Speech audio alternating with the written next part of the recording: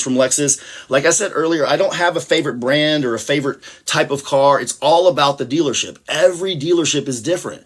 Every dealership sells these cars for different prices. And if you don't comparison shop, you can't find the best deal available. Because if you go to one dealer and take a deal, even if it feels good, seems good, how do you know it's the best deal if you have nothing to compare it to? So that's why shopping from home is so important. That's why gathering quotes from multiple dealers in real time without going in person is important. But I don't have any brand that I would ever say that's always a good deal. It all comes down to the local dealership and comparing them with the other competitors that they're competing with. So like that's how it works for me.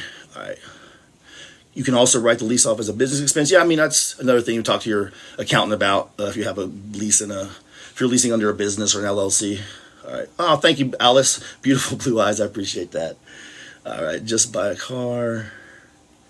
Honda has the best lease. I mean, Paul D, I like Honda. I worked there for 10 years, so I kind of have a soft spot for them. I've learned the industry from them. I've leased a lot of Hondas. I've leased a lot of Acuras. The engines last forever. Every value to its the current payoff. And if your trade value covers or is greater than your payoff, you can get a new car now because you could trade it in, have your old lease with all its payments remaining covered and move forward. Or if you find out that it's still a little bit upside down, then you might want to wait. But I would be doing those equity evaluations at least in the last 6 months. And I almost always trade out of my leases before they're completely like at maturity, probably a couple of months early. But it's all going to be dependent upon how well you've taken care of the car.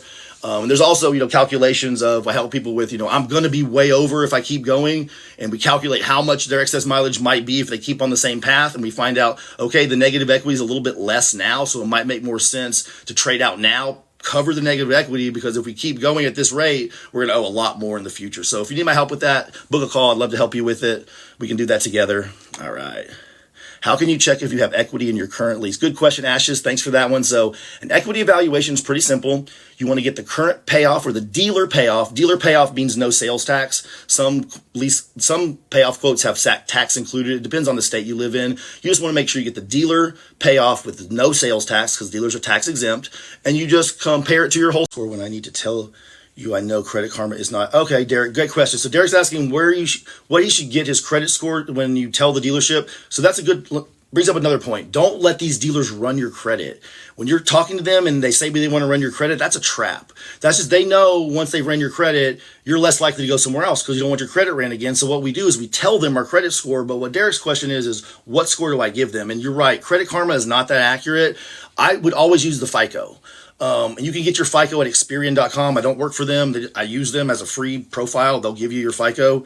And, most dealerships are using 2 or 3 of the major credit bureaus. So that FICO score is the most accurate. And when you tell a dealer your FICO and they make a quote with that assumption, when the time comes to run your credit, when the credit matches what you told them, then nothing should change. But don't let these dealers run your credit. You only want your credit ran one time.